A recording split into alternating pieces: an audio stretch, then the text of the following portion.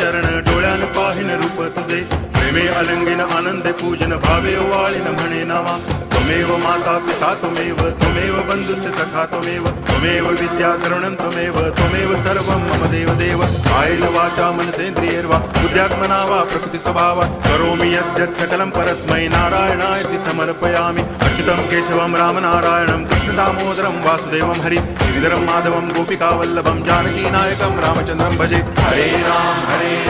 Ram Ram Hare Hare Hare Krishna